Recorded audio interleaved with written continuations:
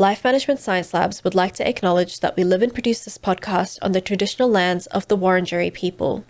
We'd also like to acknowledge the traditional owners of the lands of our listeners and our international colleagues. We'd like to pay our respects to their elders, past, present, and emerging.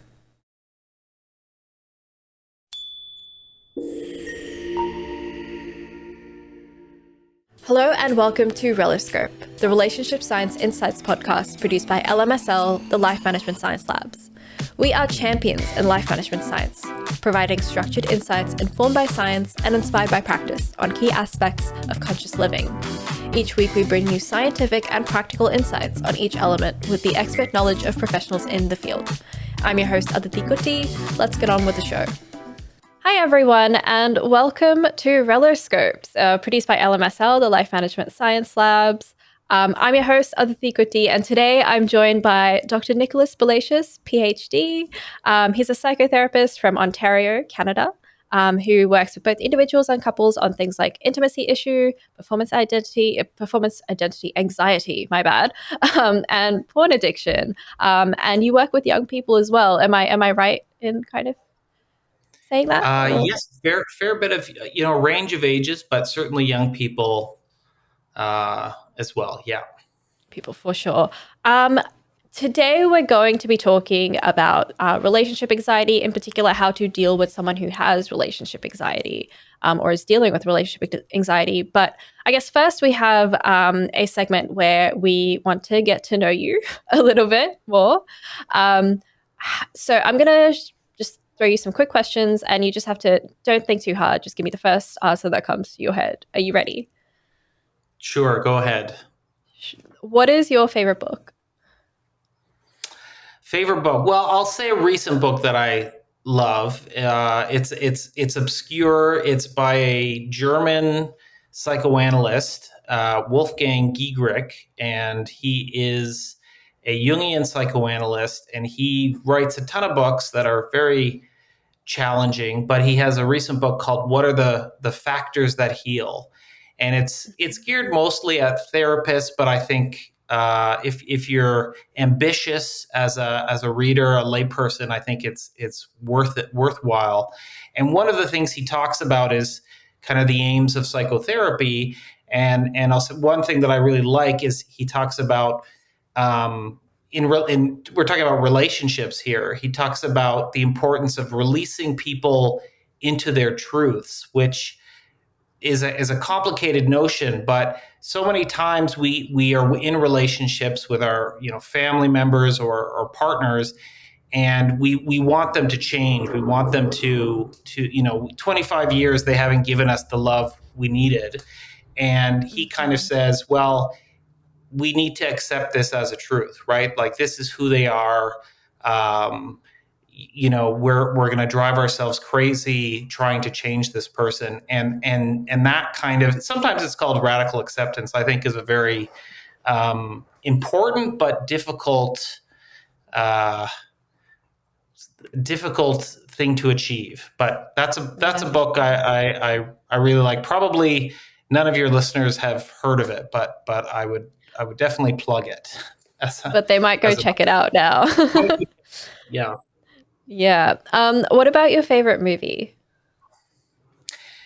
I'm going to give you another recent movie that I love, or I really liked. It was a Danish movie called Another Round. I don't know if you know Mads Mikkelsen from. Oh yeah, I do know of that movie. I haven't seen it. Yeah. Casino Royale. He's in a lot of movies, Mads Mikkelsen, but he plays a middle-aged teacher who's kind of lost his verve, lost his will to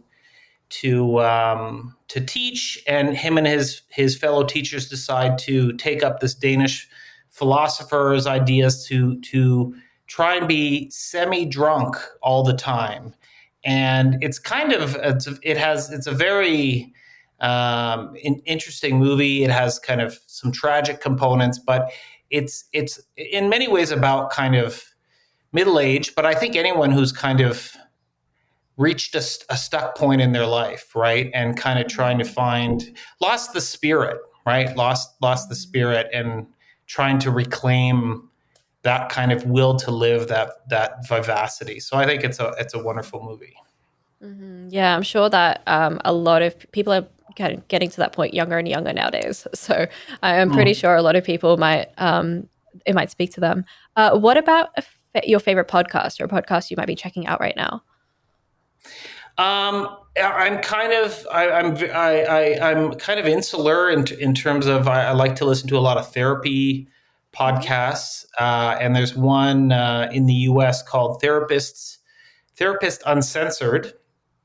And I think for your listeners, I don't have a connection with them personally, but I've learned a lot. They do a lot on neuroscience and attachment theory. So if I think it's I've learned a lot listening to them about attachment history. I'm gonna that'll come up today, and it has a lot of implications for relationships. So I quite like that. Hmm. What about a famous role model in your life? Famous role model. Um, Yeah, you know what I'm going to say off the top of my head, kind of a therapist whose book my laptop is resting on, which is Irvin Yalom, who's one of the founders of existentialist psychotherapy. I don't know him personally, but one of his kind of innovations was about being real with your clients and Mm. sort of dropping the kind of clinical mask and um, he talks a lot about that being real, being honest, being authentic, and I think that that's easier said than done. I think it's a real art, and I think it's something you earn as a therapist over many years of practice. But I think it's a very compelling notion.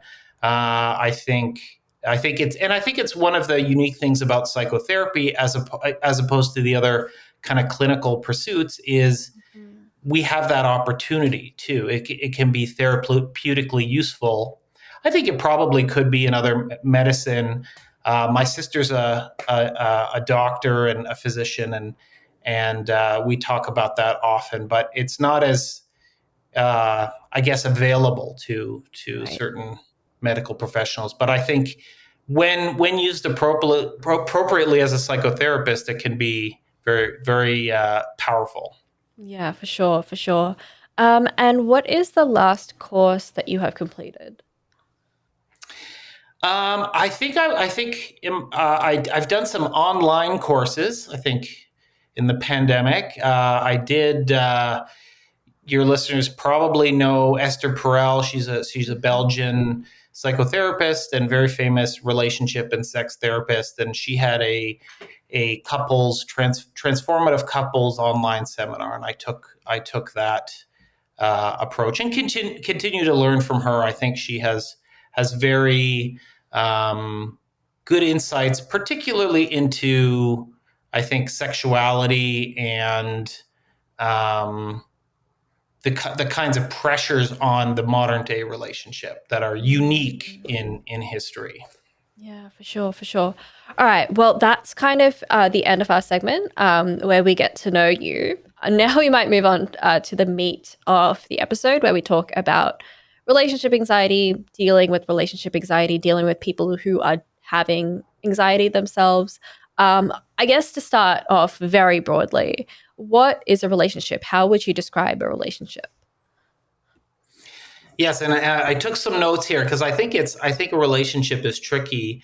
But Mm. so I'm going to define what maybe an ideal or what we aspire to in a relationship. Mhm. And I would say three components. I would put values, support, and individuality. And what I mean by values is that I think a relationship is a willful union of people who share or are committed in some part to similar values, right? So this could Right. Yeah. be kind of principles of how to live, right? Do we want to have an adventurous life? Do we want to make a lot of money? Do we want to raise children? So do we have the same ethics? I think that's Mhm. an important part.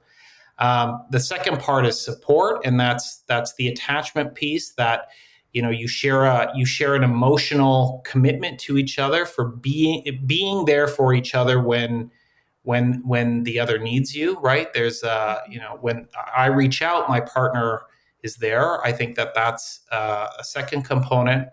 And then the third is a commitment to honoring, fostering, and supporting the individuality in your partner. I think that's a really important part, is that your relationship is not just about the two of you.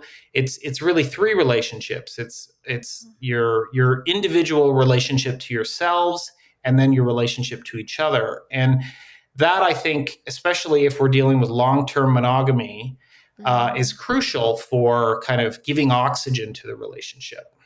Yeah, for sure, for sure. Um, and I guess in your opinion, and you touched on this a little bit when you were talking about, the courses with Esther Perel and modern relationships, but does a relationship, especially romantic relationships, does it look the same as it does maybe a few decades ago? Yeah, I think that's something Esther Perel argues, and I think I'm trying to think if it's what's changed in the last few decades. I think in general we put a tremendous amount of pressure on relationships and our partners to fulfill multiple functions, Mm-hmm. right? We're financially interdependent, so we have to be kind of financial partners and best friends and kind of sexual partners, and also kind of parental figures sometimes, and co-parents, and what is it? Fitness mates. So there's a lot of pressure to assume many different roles, and I think that that's where we get into a lot of trouble, as in relationship, because it's hard to be that many people, or it's hard to Yeah. to assume all those roles. So I think that that's something. I mean, I think that that was maybe. Um, I'm stereotyping a bit, but I think maybe in more kind of traditional marriages, right? There would be expectation that you do one or two of those, right? But Yeah. certainly not Yeah. the best friend, right? The soulmate, I think, is relatively new in modern Mm. relationships. Right, right, right, for sure. Um, I guess how then would you define relationship anxiety? There's all these Yeah. issues, I guess, that people have around relationships now. So, Yeah. I think there's a lot of, yeah. I mean, there's so many different ways we could go with that, and I think anxiety. We're kind of. I don't know if we're in an age of anxiety. I mean, certainly there's a lot to be anxious about. So I think we're in a general climate of anxiety. So how yeah. does it play out in relationships? I think there's two ways we could go. One, I think, is what we might call, I don't know, neediness, or vulnerability, or a sense that the bit I mentioned about support, the trust that this person will be there. And it's funny, I was just talking to some clients this week about being on Tinder and dating, and how anxious that experience is, because as they were saying, there's an expectation that they're going to be dating many people, and there's this kind of this buffet approach of, I'm gonna get different aspects from different people, but often we don't think about there's a tremendous amount of vulnerability in doing that, because you leave yourself open to um, kind of attachment wounds. But I think that's the fundamental one, is that the anxiousness that, do they love me enough? Will they be there? Will they leave me? Am I enough? Am I enough for them? Um, those I think are the big ones. Then there's another one that I think is subtle, which is a kind of a verse of it, which is a kind of anxiety of being taken for granted, or of kind of stasis in a relationship. That there's Yeah. things have gotten too familiar, too sibling like.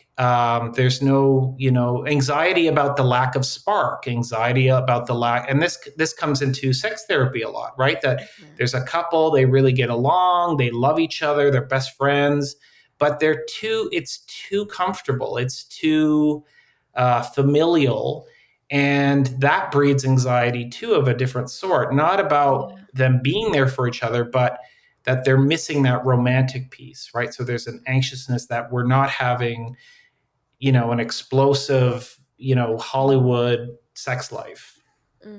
Yeah, and do you feel like maybe people could have them at the same time, or is it kind of, does it alternate between the two?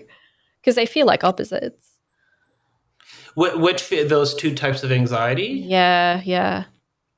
I think so. Yeah. I mean, I think again, and it comes down to the pressures placed on a relationship too, right? That it's not just, say, we're not just kind of co-parents or we're making a home together, and that we also have to have a constant renewed love affair. So I think, and if there, so there's an expectation that if we're not having that love affair, even if we get along, that's going to erode, and that this will lead to the anxiety that I'm not enough, or she's not enough for me, etc. So I think they do intertwine, and that's kind of what we tease out in therapy, is all the different nuances of those anxieties. Right, right, yeah. And I guess seems like an obvious question, but how does this actually affect relationships? Yeah, no, I think in many ways. So I'll give you two examples. One, so that the anxiety about security or trust, like, are they there for me? Am I enough? Will they be there for me next year? I think that plays out in, again, what we could call maybe kind of neediness, or repetitive, sort of asks, right? It could just be, need for validation, right? At night before going to bed, do you still love me? Do you still, and this can be very, very tricky, because um, a bit of that is, kind of expected, but too much of that can feel, the other, can be, feel like pestering, right? And feel like, again, that you don't have trust in the relationship, and can activate somewhat the other partner's distrust. So I think that's one way. A more nefarious way, I think, is in controlling behaviors. So often, sometimes, and I've seen this, again, you don't tend to see, well, you do actually in therapy sometimes, but someone who's anxious about the relationship, and maybe about their partner's fidelity, right, might become controlling in certain ways, right? About, where they're going out to, controlling, suspicious, or about who, even friend groups, about going out to bars without them. And might have, and that might not be a spoken anxiety of, I'm worried that you're going to run away on me. But I think that it manifests that way, as kind of controlling, as maybe, checking your phone, as limiting contact with parents, and all of that, because there's a kind of a jealousy there. So I think that's another, much more problematic, and kind of can border into abusive behavior that results from anxiety. Yeah, I've definitely heard of people kind of taking, asking for the password to their partner's phones, for example, so that they can read through who they've been messaging, or even just monitoring their social media activity. And I feel like in some places it feels very normalized, or at least the way I've seen it discussed online, it feels very normalized. Like, oh, I'm just worried about my partner or whatever, but feels a bit dark-sided to me. Yeah, so you're hearing a lot of that about people just kind of in a regular relationship, and kind of nothing's happened, but they're asking for passwords, and they're asking for search histories or things like that. Yeah, yeah, Yeah, yeah. Have you kind and of come that's true. across that before? Yeah, I mean, it's funny. I've dealt with a number of couples who've had come to me after an affair. And one of the rules, I think, dealing with an affair dysregulates your nervous system, right? So the person who's the victim of the affair, we want to work in the first part of therapy to regulate them, and to kind of, it's a really disorienting experience. And so I might say, and in the digital age, right, there's all these threats, right? There's all these potential threats, especially if it was an online affair. Mhm. You know, there's an encouragement, I think, by many therapists to say, show them your phone, show them your emails, like Right, let's right. be open about this, and it's a gesture. I think that's different than in a not in a different context where someone wants you, to kind of wants to surveil you a bit, right? Mhm. And the suspicion isn't warranted. I mean, this gets really tricky to iron Mhm. out, right? Where Mhm. there's a suspicion or a paranoia that can turn, which I think is rooted in anxiety. Mhm. That's different. But I think in an affair, I think it's after their affair, and if it's been kind of disclosed and everything's on the table, then I think just for as a gesture of good faith, Mhm. often that kind of digital disclosure, digital kind of showing you all my skeletons in my digital closet is Right. not a bad idea. Right, But I right. think we need to look on a case by case basis. But it's interesting for me to hear. Mhm. I don't think I've seen many clients who come in without that context who would disclose that a lot because maybe they feel Right. maybe they would recognize that as controlling. Right, Maybe you would yeah. get, I don't know. Yeah. Yeah, yeah, for sure.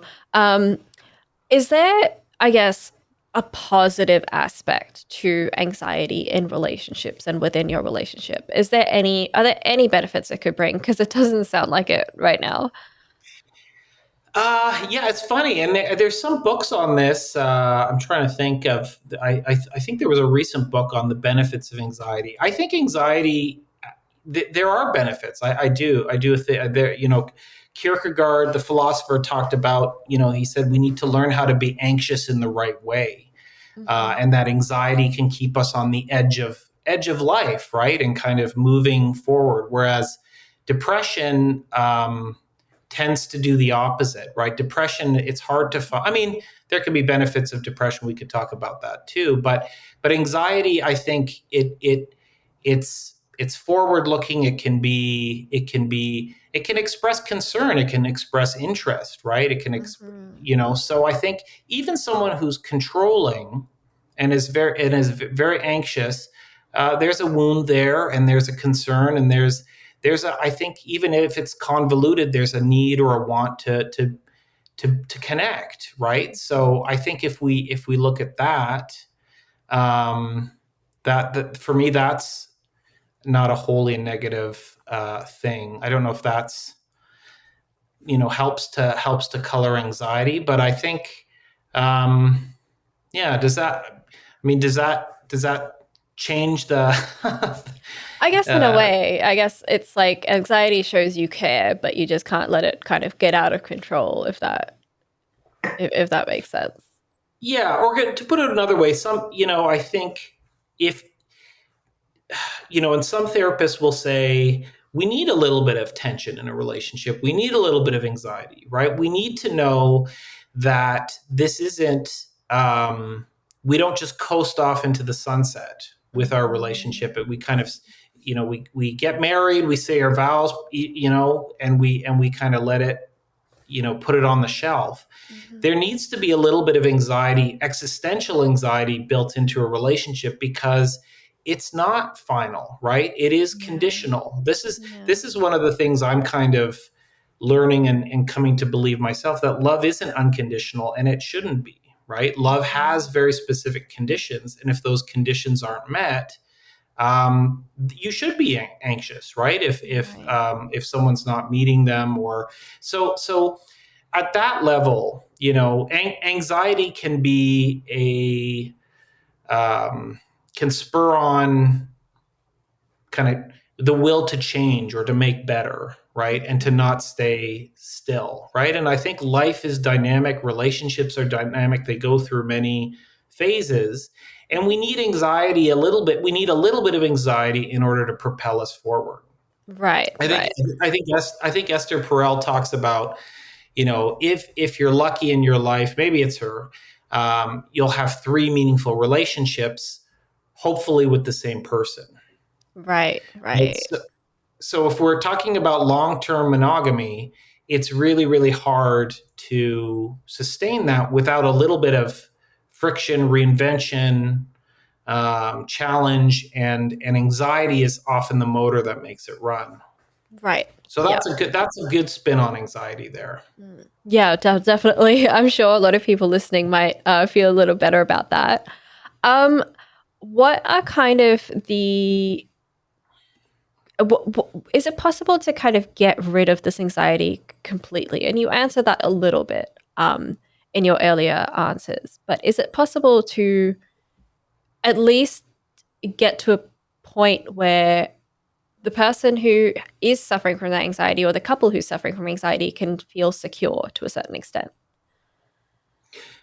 I think so. Yes. I mean, I think many couples therapists talk about, the aim is secure attachment, right? We want to build that sense of security. Maybe not 100%, right? But if you have 10%, we definitely want to increase that. So yes, and I think often with someone who's very, very anxious, what we want to do is translate that anxiety from an anxiety about their partner, right? That they're not there for me, they don't like me, into I language, into a dialogue with themselves, right? So in a Right. couple session, if I have someone who's really, really anxious about their Mhm. partner, I will turn to them. I will ask them not to talk to their partner, and I'll say, what's that like for you? What kind of um, what's that experience like for you? When did you experience that before, right? What do you need to feel secure, right? Not what do you need from your partner, but in life or in general or in this moment, what would make you feel less anxious? And I think that is really important, to help kind of, uh, I guess, detach the enmeshment with your partner sometime, and to be able to, Right. Yeah. see that I can regulate myself a little bit. I mean, there's a lot of research now on interregulation or co-regulation, so how you can help your partner regulate, and that's important too. But I Mhm. think that translating it, getting it away from my partner's making me anxious, my partner's not loving me enough, my partner could leave me at any moment, to this is how I experience my anxiety, this is this is how I felt it before, to translate it into their own individual experience. And I think that's the aim, right? I certainly think, and to be comfortable, to be, if we want to talk really big picture, to be okay with worst case scenarios too. Right. Yeah. To be okay that even if they leave me, which if we get really morbid about it, you will at some point, right? Yeah. Yeah. We need to be aware from it, death or whatever. It's not a an endless vampiric love story. It Yeah. does have an end. So we need to kind of reconcile ourselves to that as well. So Hmm. I think that that's a very advanced level of reckoning, but I think that that's part of this too, being able to um, self-soothe, and to be able to manage, or to kind of internalize some of the regulation or security we get from our partner, to be able to develop that in ourselves, right? Hmm. So if our partner validates us and does a lot of things that we might expect in a maternal relationship, that we can develop that in ourselves, and that we can learn how to take care. We talk about self-care all the time, right? Yeah. Yeah. So it's a little bit of that. So I certainly see it. I work with a lot of clients who have learned to internalize that anxiety, to bring it home to themselves, and to find ways to soothe themselves, in ways that before it was only their partner, right? Yeah. They can Yeah. For validate sure. themselves. They can. I think that's really important, and then you can save the fun stuff and the kind of deep conversations and mini golf for your partner, right? They don't have Right. to do all Yeah. that kind of validating work. Yeah, for sure. Mini golf, I do like that term. Um, so I guess one of the main questions I have now is Do you feel relationship anxiety is experienced by one person, or is it usually just experienced by both people in different ways? Do you mean that there's more, does it Yeah, is it usually? usually manifest in the couple as a whole, or is it usually just one person who's dealing with it a little bit worse?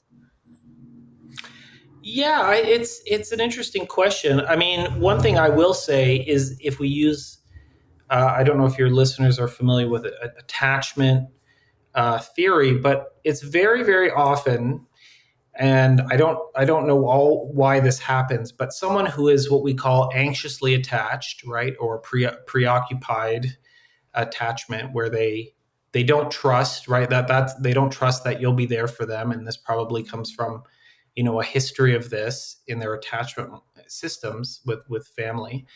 They will often find themselves partnered with someone who is more what we call maybe avoidantly attached. So someone who's more what we call auto regulating, right? So that they withdraw when the anxious person pursues, right? So I come to you and I say, "Why don't you love me? You're not showing me enough affection." And the other person might experience that as uncomfortable and tend to withdraw into themselves.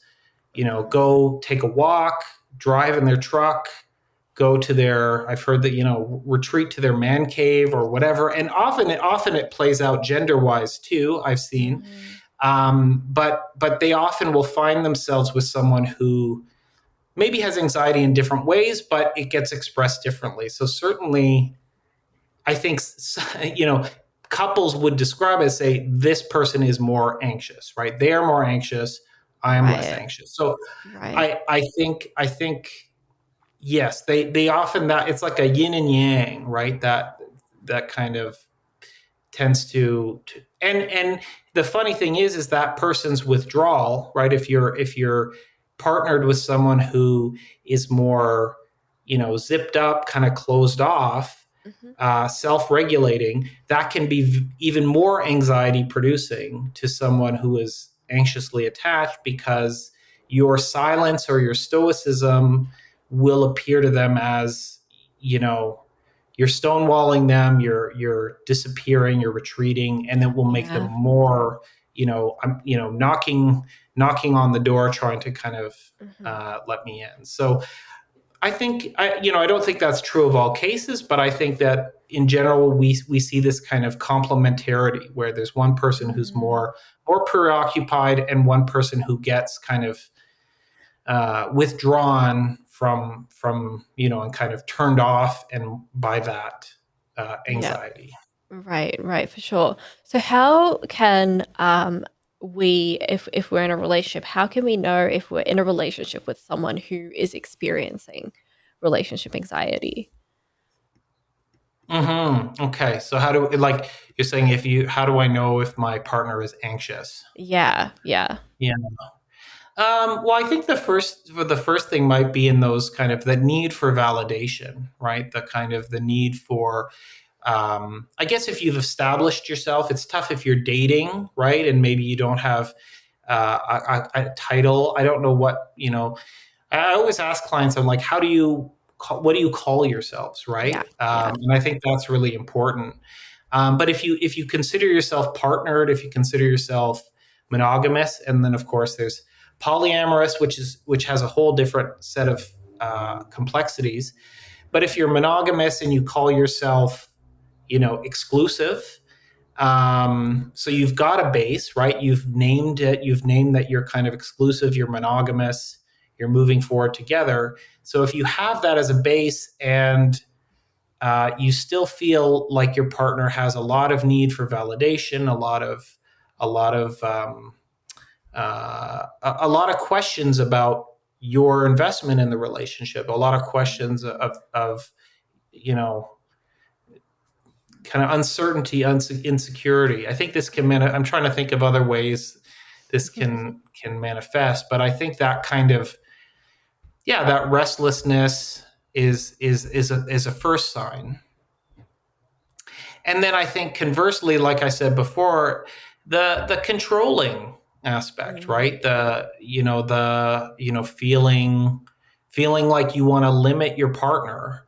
Yeah. Um, and this, I think this can express its, think of careers right now, pursuing a career, it can manifest in whole lot of different ways, like trying to restrict someone's career ambitions, or I mean, Mm. in really, really retrograde experiences too, like, wanting your partner to have a lot of kids and stay at home. And I think that's not an uncommon sort of desire for people. I think, have a stay-at-home mom, for instance.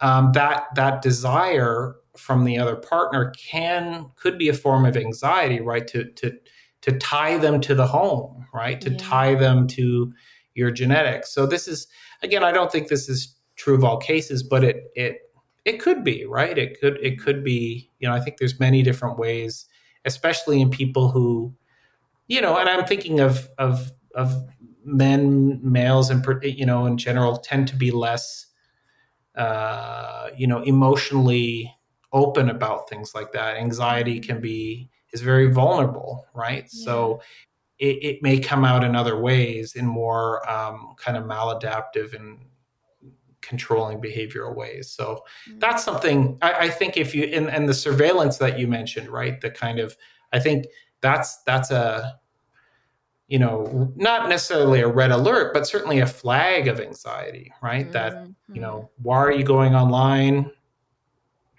You mentioned pornography.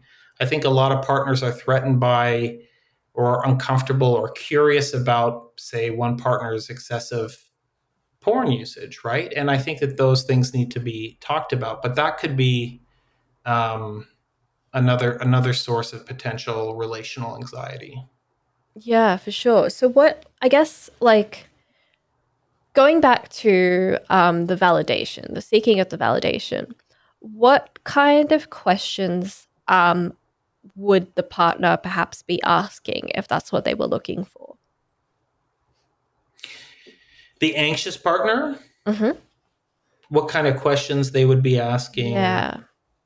for to be validated? Yes. Hmm. Um, I mean, I think I'm trying to think of some specific questions. I think, can be simple as, I mean, I'm trying to think of examples I've had in clients. Some can be in terms of jealousy, right?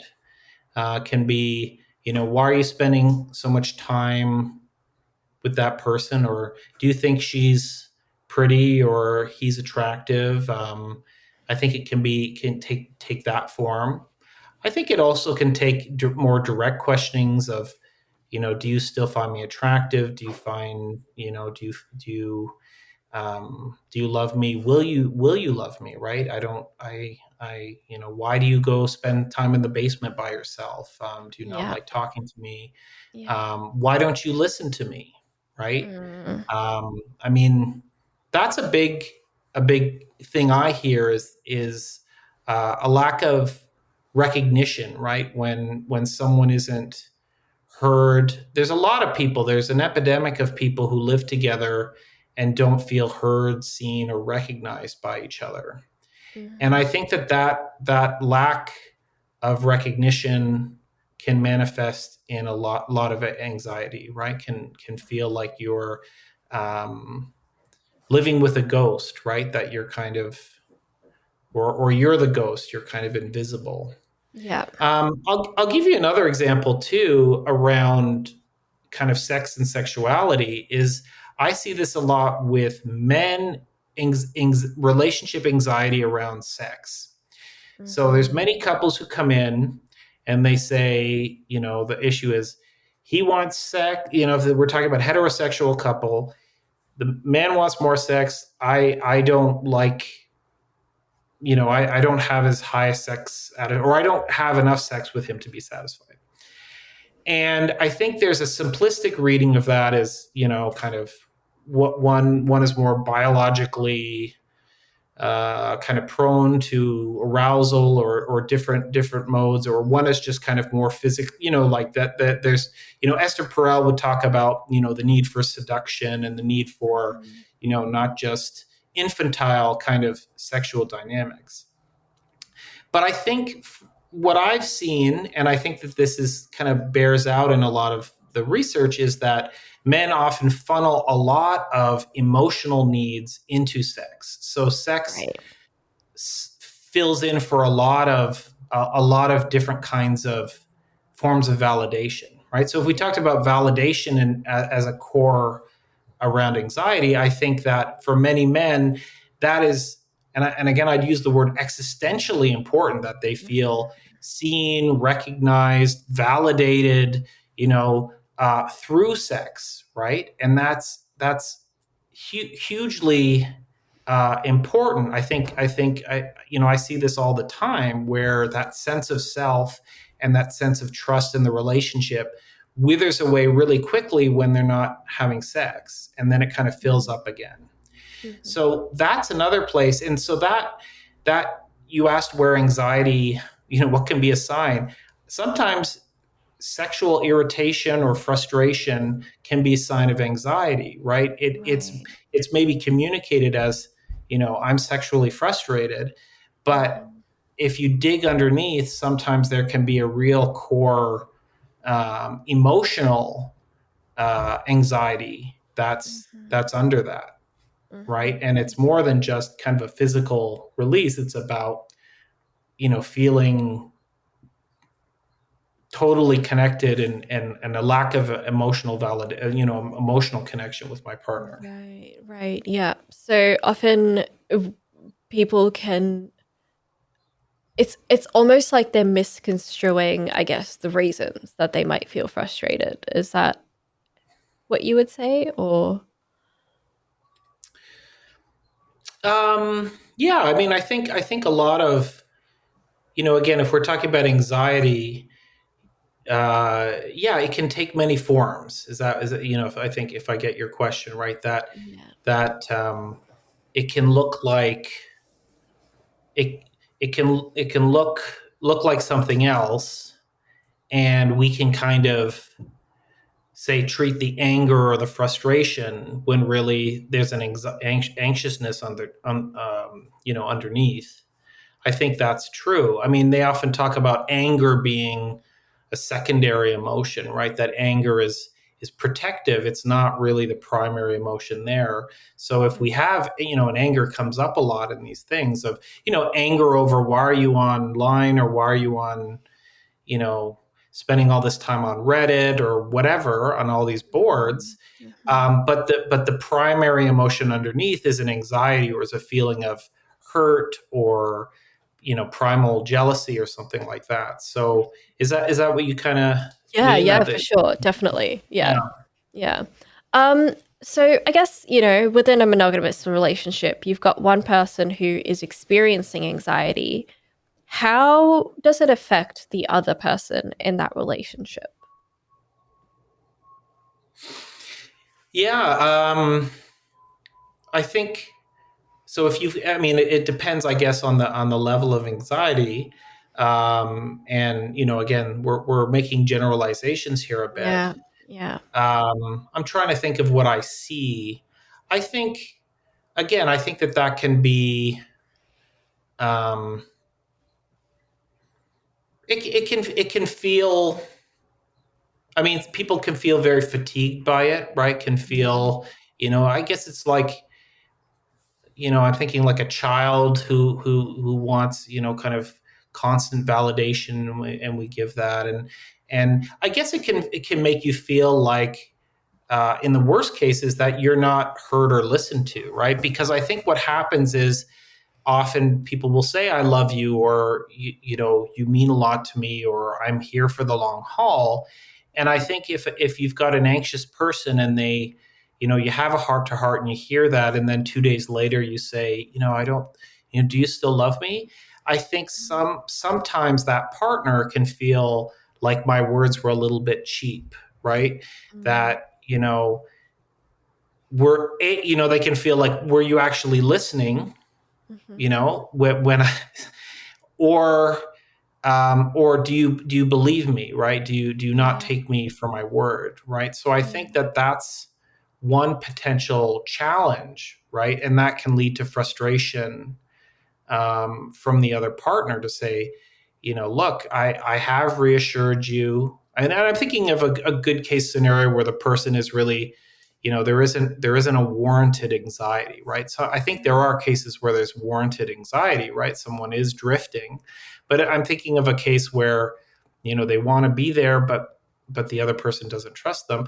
It can be fatiguing, and it can make you feel, again, like the person is maybe kind of caught in their own loop and unable Yeah. to really connect with you. And I think that sometimes is the case, right? That we get sort of siloed in our own anxious loops.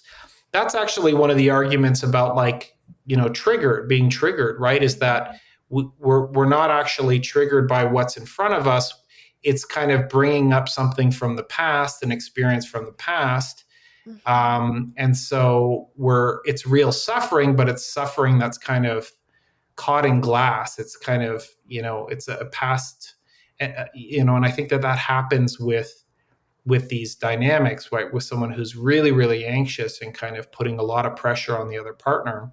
Mm-hmm. They're kind of, it seemed like they're stuck in their own time loop, right? Yeah. And that's Yeah. where we would, as a therapist, the job that's really important is to kind of explore the history and to say, where have you felt like this before? Right? Mm-hmm. Because this isn't the first time you felt anxious, right? And we want to, again, separate it from the individual in front of us and kind of look at the history and say, like, oh, okay, did you tried to get mom's attention a lot as a kid, and oh, she wasn't there, she wasn't busy. Okay, so you felt this before. And we want to expand it and get it out, out of the kind of immediacy. Yeah, for sure. And I feel like when you're on the receiving end of that, it can kind of cause its own set of problems too, like its own set of anxieties if you feel like you're not being listened to. Yeah, yeah, yeah. No, it can. Yeah, you can feel your own lack of validation, right? Because you Mm. feel, that your partner isn't present. They're kind of just spinning out in their own anxiety or their own neuroses, and can't. In some ways, it's like having, we in relationship therapy, we sometimes talk about thirds, right? About, like, in-laws or an affair or something that threatens the monad, the duality of the relationship. And an anxiety and neuroses can be a third, right? It can be like there's a Right. third. I mean, I like this in some of these shows. They talk about, like, the depression elephant, or like they give a character to the symptom, right? And I think in this case, it's like the anxiety is a third party in the relationship. And sometimes I think for the receiver of that anxiety can feel like you're spending all this time indulging, and giving oxygen to your anxiety, Mm-hmm. and you're not being present for me. And Mm-hmm. I think it's the same if you think of, when we talk about addictions, right? That's how they talk about, if someone is a, drug or alcohol user, right? They speak of it in the same ways, that you're married to the bottle, not me.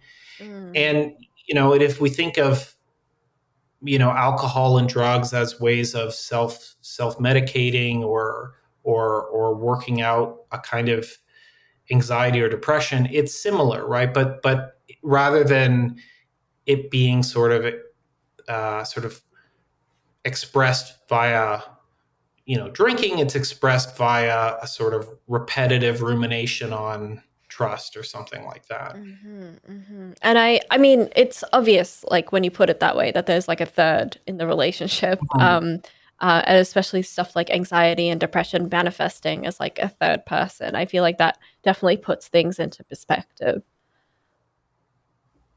Yeah, it's a tough one, right? And it's a tough thing to navigate too, because you want to be empathetic as a partner, right? But these are where you have to be very careful and methodical in this kind of treatment, because it's we don't want to just unvalidate the kind of core root of the anxiety, but we also have to we have to also acknowledge that it does have impacts. So Yeah. sometimes alcoholics will talk about it as a disease, or I work with people, self-described sex addicts, and they talk about it as this autonomous force that they can't control. Hmm. And there's different literature on the matter, but the result of that can be very negative on the partner, to say, like, if you say, I have an anxiety disorder, I can't control it, this is who I am. um, if that is really the case, then I think your partner has some difficult choices, because Yeah. then it's like, okay, well, if there isn't movement, if there isn't something, there isn't commitment to working on this, then we are going to be stuck in this kind of unwanted trinity. Yeah, for sure, for sure. What is your advice to someone who is in a relationship with someone suffering from anxiety or relationship anxiety specifically?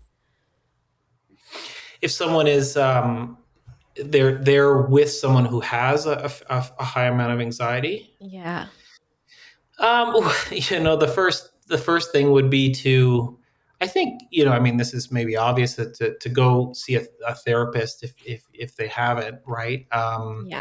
And if it's really, really strong anxiety, to see an individual therapist to work to kind of develop some strategies, right? Because there are a whole, anxiety, depression are the bread and butter of psychotherapy, right? So there's a whole host of CBT, DBT, all kinds of approaches to anxiety. So that's the good news, right? Is that there's, and you mentioned mindfulness, or we were talking about mindfulness before, right? There's a whole host of strategies that you can get online, and meditations and things like that. It doesn't resolve, everything entirely, but there are a lot of self initiating practices that you can do to Hmm. quell your anxiety, right? Or at least to kind of take the temperature down a little bit. Some reality testing, you can go. I send a lot of clients to, dialectical behavioral coping thoughts, right? Right. Yeah. Um, and I've done that in relationships. That says, like, you know my partner, you can kind of just turn to your mantra, right? Like, my partner has expressed that they will be with me. There's no need to doubt them, right? I don't have evidence that they've betrayed my trust, and even if they do leave me, I'll be okay, kind of thing, right? So those would be things, very easy kind of dime store strategies that you could, pick up some of those things. I guess the tricky thing, what I'll say, is why this is maybe easier said than done, is that sometimes we don't have self-awareness. People with anxiety, often it will be projected to their partner or to others, right? Hmm. You are the one making me anxious by doing such and such. So that is trickier, um, to disentangle. Hmm. Um, so it but that's again where a therapist might say, our part of our work together is to, separate your anxiety from your partner a little bit, and say, talk about other places where you might be anxious, and develop self-soothing techniques on your own. Hmm. But that's just a little caveat, that it's sometimes difficult when you don't see your anxiety as your own, if that makes Hmm. sense, right? Where Yeah, you that makes see, sense. Yeah. and I think a lot of people see that, right? That the anxiety, or that you're making me feel insecure by your actions, Yep. right? And that might be true, right? There might be, it might be true 20% or 30% or 50%. They might be doing kind of anxiety. They might be going out for a coffee with their ex, right? That's something that could be legitimately. I think I had a blog post about that, right? Texting your ex, right? Like that is not neurotic or pathological. That's genuinely anxiety inducing, but Mhm. it there's part, but there's also a part that you play as well, right? There's your own anxiety in that, and Mhm. there's own kind of exaggerations or amplifications of that. So it's Mhm. sorting those out, and sorting out what is kind of what we might call natural or situational anxiety that's normal, and then what might be a little bit someone going out, for instance, with a friend to have a drink, and the other person is very anxious that they're not at home with them. That might be considered. We might put that out of the realm of natural, right? That it's okay. This is Yeah. part of your relationship. We go out. We have a bit of a separate life, but yeah. So it's sorting those out. Yeah. Yeah, for sure. All right. We might move on in that case to our practice slash experiment debrief, in which I ask you about, I guess, the ways that our listeners and viewers can practically apply your advice. So, what is a practice that you use or employ to help people deal with relationship anxiety? Well, I like doing, especially with couples, exercises that involve the couple in a dialogue of some kind in a way that is de-escalated, right? Sort of like a questionnaire. You'll find this in a lot of couples books, that you'll have, you know, I mean, Esther Perel has a sexuality questionnaire, right? Where you sit Right. down and you kind of ask about the history, what was a meaningful sexual experience for you? And I think that this is nice because sometimes, often these things come up, but they come up in escalated, triggered, emotionally intense situations. And it's Yeah. hard to have a good conversation in that way, or late at night, right? I always say don't have those conversations late at night before your bed, after you've been drinking or something like that. That's a recipe for for further escalation. But if Mhm. you're intentional and you kind of say, let's wake up on Saturday, we're going to go to the park, we're going to get a tea or a coffee, and we're going to sit down and go through some of these questions to get to know each other a little better. So I would recommend something like an anxiety history questionnaire, right? So it could be something like, when do you feel anxious, right? Tell me about your, I noticed you get, and you can make it a theme about anxiety if you want, about kind of relational anxiety. When do you feel anxious? How intense is it? How often? What makes it better, right? What makes it worse? When did you feel anxious in your childhood, right? What situations made you anxious, right? Were you anxious at school? Were you anxious around your parents? What made it better, right? What did you do? Did you kind of go off to your room and cry? Did you go to a parent? Um, and then you can bring that history into the present and say, what do I do to make you anxious? What do I do to make you feel soothed and secure? Mhm. Right? So we can ask a lot of these questions, that come out maybe indirectly or unconsciously in a kind of escalated fight, but we Mhm. can do it in a de-escalated way, in the spirit. Couples therapists love to talk about curiosity, being curious about yourself, being curious about your Mhm. partner. Mhm. And I think, we all love to talk about ourselves, right? Hopefully. I mean, I think, so I mean, even, you could just sit with yourself and say, when am I anxious? What are the situations that make me most anxious? When am I anxious in my relationship? Oh, that's interesting. And to hone a self curiosity and a curiosity for a partner. Mhm. And that will also, this does double duty of building intimacy, right? Of building building in mystery, right? Yeah. This is often, we need to, once we know our partner, this, I get a lot of couples who say this, like, I know everything there is to know about my partner, right? Right. And this is very dangerous, right? Because when you know them, or you think you know them, that's, what's to explore, what's to move forward. And I think that there's always mystery. I think we're always mysteries to ourselves, and to cultivate that spirit of curiosity.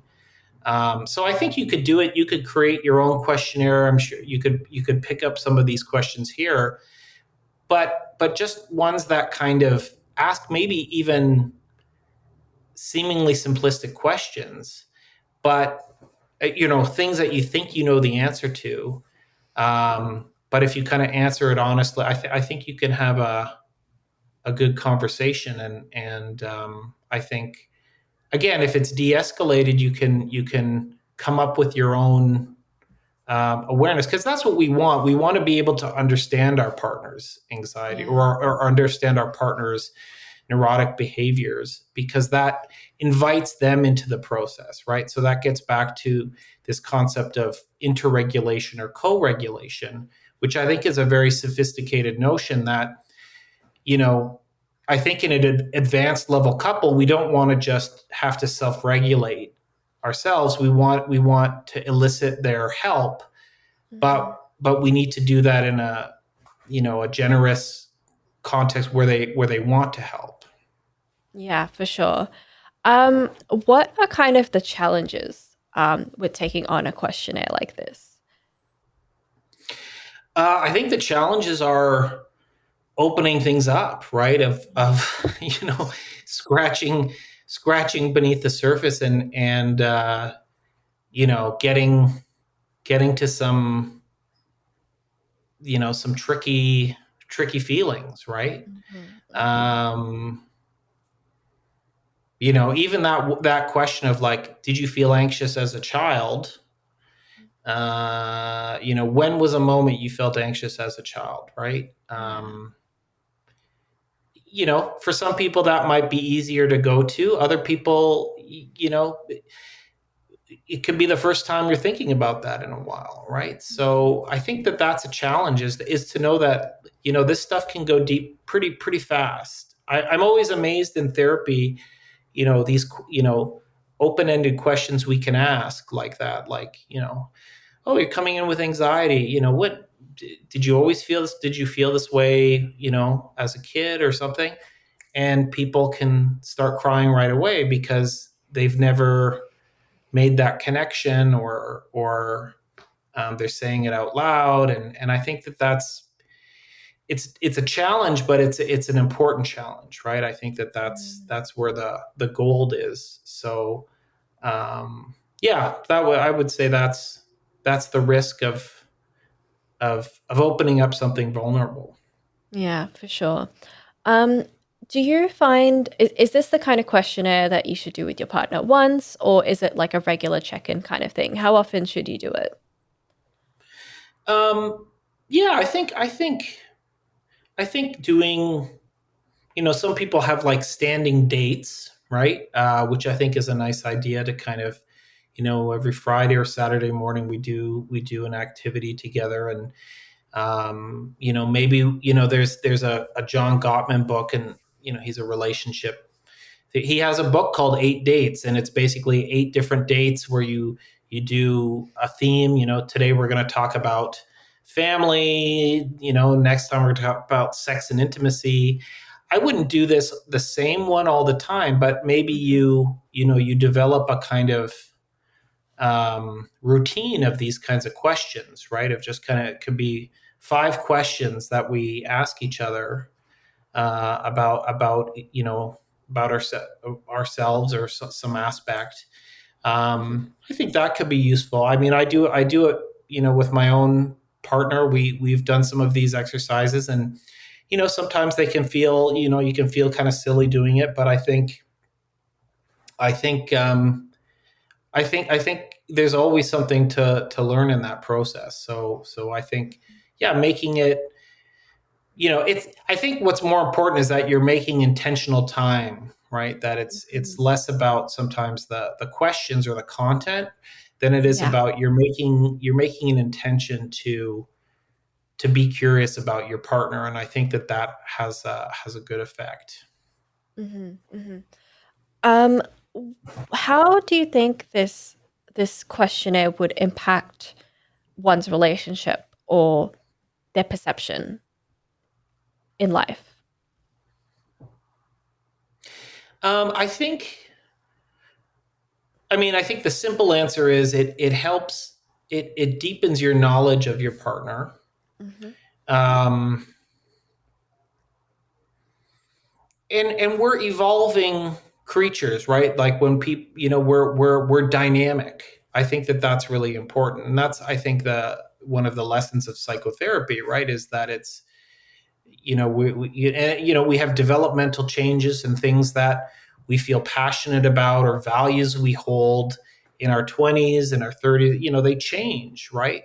So I think that's also really, really important in a relationship, because not only do we get stuck with our own obsolete knowledge of ourselves or our obsolete self-concept, right? um, we can get rooted in that in our partners, right? Like my Hmm. partner, and this happens in a number of areas. One, I see this a lot in sex therapy, right, where people are like, yeah, this, we used to just have a drink and kind of go at it. It kind of worked, and it's like, no, it doesn't work anymore. I need something different. I need, Yeah.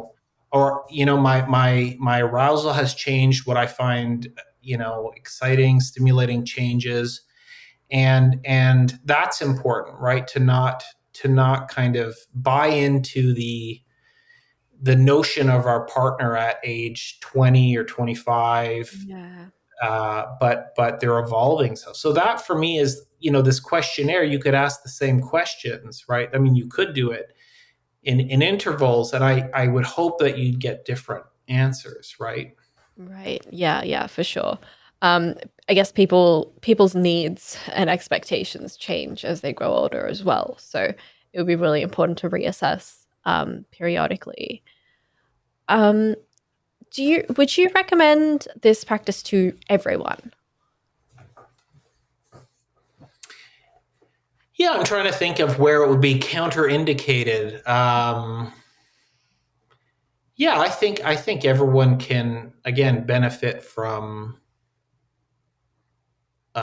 inquiring into our partner, right? Especially around their um, kind of symptomatic behavior, right? If we're talking about anxiety, if we're talking about fears, what panics, what keeps you up at night. Um, I think it's important. I think I think I can't. I'm trying to think if there's anyone that I wouldn't recommend it to. There might be some cases, I think, where in the instance of trauma, right? Mhm. If Mhm. there's been significant trauma, that some questions might evoke those memories, and maybe it's not the right time, right? Maybe that's something to take to a trauma therapist and work out. So that's the only thing I can think about, is that Right. it's also okay to withhold, right? To say, I'm not ready to talk about this. I mean, in the same way of, like, we talk about consent discourse, right? Like, it's okay to kind of say, I'm sort of into this much, but not that much, right? And I Yeah. think Yeah. emotionally, it's psychologically, it's the same. So I would say, yeah, especially if there's trauma in the background, that's something we want to navigate carefully, and maybe that's something we do with a therapist, right? That we need a third party. Mhm. um, or here's the other thing I'll say: if you are a very, very, what they call, high conflict couple, Mm. and where the question, you feel like you can't get into even generic questions without getting into a massive fight that Right. undermines Yeah. the process and gives you a bad taste in your mouth. If you're one of those and they exist, then I think this will probably turn you off the process So that's probably someone, a couple I wouldn't recommend it to. Right. And in that case, you would probably get a mediator, such as a professional like yourself, to step in and mediate that conversation instead. Yeah, I think that would be best, to yeah, because this happens a lot too, where people try techniques and it turns into a big kind of violent outburst, and then they sort of say, oh well, this is quackery, and we're not going to go back to it. So yeah. Yeah, for sure. Um, and finally, do you have any other practice or habit to combine with this questionnaire that you would recommend couples to employ? Hmm. Um, well, I think, are you talking about kind of outside of a therapeutic context? Yes. But if therapy is what you would recommend, then therapy works too. Yeah, I mean, I think, again, I love, like, I see a lot of I do couples therapy, but I do feel like individual therapy is very, very helpful. And having a third party, and maybe a therapist is part of it, but it could be a confidant, a friend, or someone. But expanding this, again, getting out of sometimes the couple bubble there, right? To kind of have some sort of oxygen. So maybe having a conversation with someone else about this practice, or Mhm. bringing some of those anxieties to another perspective. I mean, this is always very risky because you never know. You could have someone who amplifies it. But I think, that I'm just thinking like that's very helpful for many clients. I see that they have high anxiety, and I see them as an individual, and a lot of what we talk about are reality testing those anxieties. Right. And Yeah. often your partner can't reality test that. Mhm. And so it's that kind of the power of the neutral observer. So I don't know if but I think that that's really important. So I don't know if there's a way you can do that on your own, but having that reality testing somehow is important. So it's not totally an independent practice, but I think there might be a way to do that on your own. Yeah, for sure. All right. One more segment. We have a couple of questions that our audience members have sent in for you to answer that are relevant to the topic. So I'm just going to share them with you now. The first question, which I found very interesting, is how do you cope with the stress of dealing with an anxious partner? So you're saying if you have an anxious partner and it's giving a lot of stress to you. Hmm.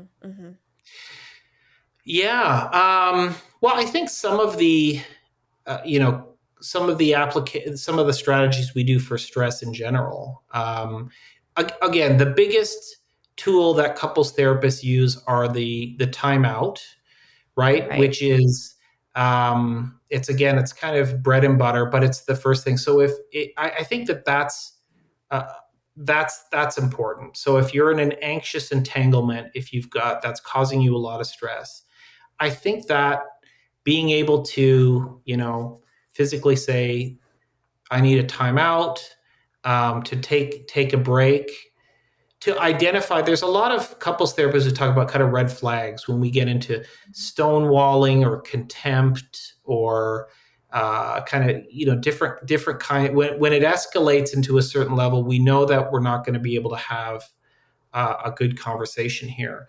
So I Right. think, it's I think that being able to, I guess, foresee, or being able to, the seeds of a more escalated conversation, and to kind of take steps to separate yourself from it. I think that's really important too, is to kind of own your own feelings, and to be able to say, I'm finding this very stressful. Um, I need to take a walk or do some exercise. I mean, that's something I really learned as a couples therapist, to kind of say, we're only going to make things worse, that I need to regulate myself a bit. I need to, and come back to this in another moment.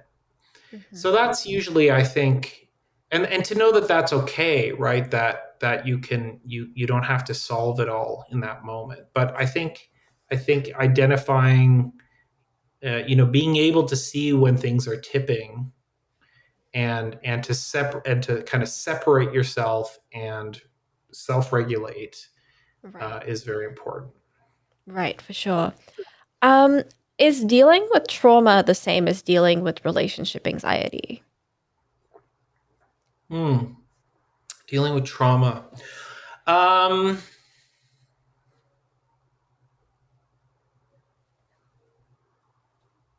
my initial answer is no. I think there are some cases where relationship anxiety can be caused by trauma, but not necessarily. Um, so you can have a kind of an indifferent parent, right? You can have a parent who is kind of not wholly present, or kind of doesn't isn't consistent with their emotional display. That can cause anxiety, but that's not necessarily trauma. Right. I'm not, a total expert in trauma theory, uh, but that would be important to kind of to look at, right? And that's where a kind of a good assessment would be able to say, is this anxiety caused from, again, kind of attachment issues, or is it from a real traumatic situation, right? So if we're dealing with, significant emotional abuse, sexual abuse, physical abuse, that I think involves a different kind of intervention. Mm, mm, So I don't know. I hope that answers it. I think you would need a different kind of assessment. So no, they're not. I think you can have anxiety without trauma, but I mhm, certainly think having trauma, especially if it's interpersonal, if it's familial, if it's relational trauma, that will mhm. definitely create anxiety in the relationship. Yeah. And that's a tricky kind of treatment, and involves a lot of different um, actors. But yeah, so the short answer is no, but certainly, trauma will produce a high degree of anxiety as well. Yeah, yeah, for sure. And final question. I love this one, and I hope my ex is listening to this. How do you break up with someone in order to not worsen their relationship anxiety? How do you break up with someone in In order order to to not worsen their relationship anxiety. okay, in order to is this like to break up with them and not give them further anxiety, or Yeah, to yeah, how do you break up with them in a nice way, essentially, yeah. essentially? Okay, And okay, not then. kind of leave them with kind of issues going forward. Oh, that's an interesting question. Mm. So if I get it, so how to break up with someone and not be held responsible for their future relationships. Yeah, essentially. I think that's what this person is probably trying to Okay. get at. Yeah. I'm trying to think. I'm not. I wouldn't say I'm versed in the art of the beautiful breakup. Um, but I guess I would say. It's hard to break up with someone. I don't think there's any easy way. And the thing is, you will probably cause injury. I think that's part of that is recognizing that you can't control what kind of impact you're going to have on someone. So kind of Mhm. relieving yourself of that responsibility. I think being honest, is good, but it's a tough one. I think certainly there's probably, I'm trying to think of what a traumatic. I don't know if you're thinking of something personally. I'm sure there are traumatic ways you can break up with someone. Yeah, for Um, sure. I don't know what this person is referring to specifically. They haven't given an mm, example. I guess in my experience is that I have a personal history with mental health, and my ex broke up with me because he couldn't deal with my mental health issues, which I mhm. don't grudge him for, but it's definitely set me up for some issues going forward. So yeah. Yeah. So like saying, I can't, you're too much. Mm. You're, you know, you're crazy or something like that. Like you're like that kind Yeah, of. I think he was much nicer about the way he worded it. Because Okay. he was just he was just like, I don't think I can actually kind of handle what you're going through right now. Like, I don't think I have the tools to deal with it. Yeah. Yeah. No, that can be tough. Yeah. I mean, I'm thinking of things more like, affairs, like the way, Mm, kind of having things, those to me, I think can be more, where things become secretive. Like at least right. Yeah. your ex-boyfriend, he said things and he was like, this is too much for me. To Mm, me, yeah, it hurts, but I think it's on the table. I think sometimes the if we want to call it ethical breakup is doing it that way rather than kind of often people won't communicate that, and but mm, they'll act on it, right? yeah. So they'll start, messaging someone and having like an emotional affair online with someone for a long, long time. Yeah. Those things I think create relational distrust down the road. So I think, and those are things that I've seen, right? Where they're like, oh, my last boyfriend, like really, he had an affair, or people like he had an affair with my friend, or there was a real kind of what we call an attachment injury there, where it was Hmm. like he wanted to leave, or he was drifting, or he wasn't, there was a lot of unclarity, but it was acted out and then caught, Hmm. right? So I think those things are much worse, right? Because there's a real sense of that the trust was broken, and I think that those are harder to kind of repair in the future, right? Because you've got this real wound. Sometimes people call it, depending on the nature of it, could be kind of legitimately traumatic. So Hmm. yeah, breakups hurt, but I think yeah, the more, and it's easier said than done, because sometimes, we act unconsciously, right? And with phones, and you know you can be on your phone. I know this, people have been having affairs, like they're in the bed next to each other, and I've heard of this in clients where the male partner is texting his girlfriend that he's having an affair with the person in bed. Right. And I think when Right. those things get discovered, those feel like a huge violation, right? Because Yeah. you're in our marital bed, you're in our bed together, and you're with this woman, even though you're not physically with her, you're psychologically, emotionally with her, and you Hmm. didn't tell me about it, right? And I thought Hmm. you were, so those things I think are really ugly, and Hmm. those, so you want to not do that. Right. Right. So honesty is key to. Yeah, it's a little cliche, but I think kind of, yeah, and that we can repair from a lot of things too, right? Mhm. So even those things we can repair, and that's fine. But I'm just saying that is of a different level, I think, than just someone saying, I'm just not into you, or you're too much, or Yeah, for they're at sure. least right. Yeah, for sure, for sure. I guess that brings us to the end of our episode. For now, thank you so much for joining me today. I've had a great time. Where can our audience find you?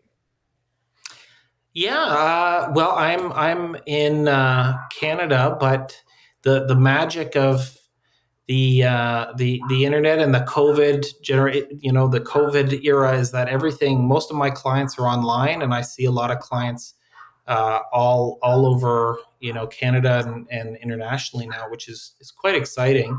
But I use a clinical software called Jane App, so I'm just my name, Balasis, and Jane software. But usually, I'm also I blog for Psychology Today, which I think probably is internet. It's based in New York, but I think internet has Yeah, it's international. definitely international. Yeah. Okay.